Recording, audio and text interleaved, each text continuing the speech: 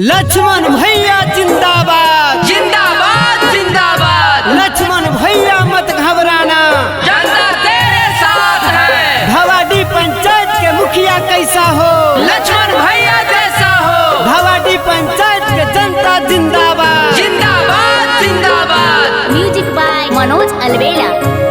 आगे माई हमारो लक्ष्मण भैया हथिन गरीब बन के जन्म जी। आज सुनल ही धवाडी पंचायत में बाड़ी न के नम जी।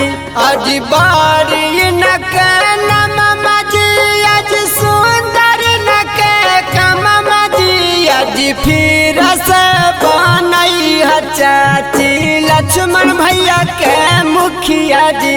आज सुनल ही धवाडी पंचायत में बाड़ी न के नम जी। दोस्तों, न पड़ना है चक्कर में, न पड़ेंगे घन चक्कर में, न पड़ना है चक्कर में, न पड़ेंगे घन चक्कर में। मुखिया तो फिर से लक्ष्मण भैया को ही बनाएंगे, क्योंकि कोई नहीं है टक्कर में। गरीब मजदूर किसानों का मसीहा कैसा हो, लक्ष्मण भैया जैसा हो। गरीब मजदूर किसानों का मुखिया कैसा हो, लक्ष्मण भैया जैसा हो। माँ बहनों की मुखिया कैसा हो, लक्ष्मण भैया जैसा हो। अगे माई दिलबा के साफ हथिन मानमा के साचा जी। आज सब उम्मीद बारबा में लक्ष्मण भैया अच्छा जी। आज लक्ष्मण भैया अच्छा जी। आज दिलबा के साचा जी। आज फिर से बनई है चाची लक्ष्मण भैया के मुखिया जी। आज सुनल ही धवाडी पंचायत में न के नम जी। दोस्तों, लक्ष्मण भैया जी का कहना है कि जात पात का भेद नहीं, मानवता धर्म हमारा है। जात पात का भेद नहीं, मानवता धर्म हमारा है। झूठा वादा कभी न करना, विकास हमारा वादा है।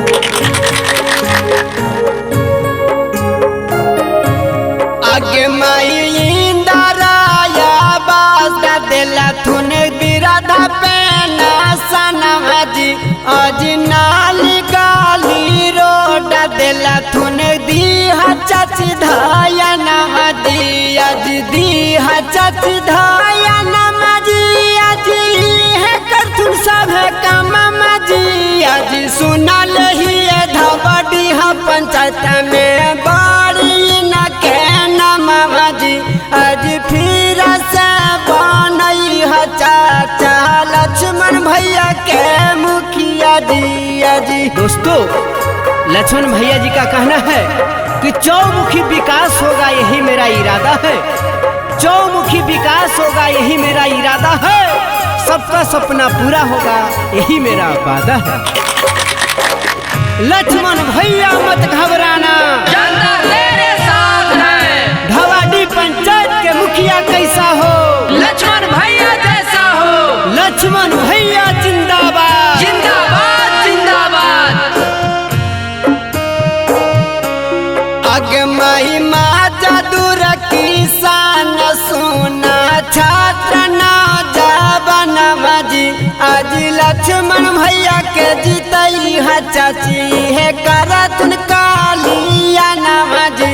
इहे करथुन कालिया नमा चाची है करथुन साबा कम जी। आज फिर से बनई है चाची लक्ष्मण भैया के मुखिया जी। आज सुनल ही धवाडी पंचायत में न के नम जी। आज बाड़ी न के नम जी। आज सुंदर न के कम जी। आज फिर से बनई है दीदी लक्ष्मण भैया के मुखिया जी। आज सुनल ही धवाडी पंचायत में बाड़ी न के कम जी। आज फिर से बनई है चाची लक्ष्मण भैया के मुखिया जी। Recording by Anoranjana Studio.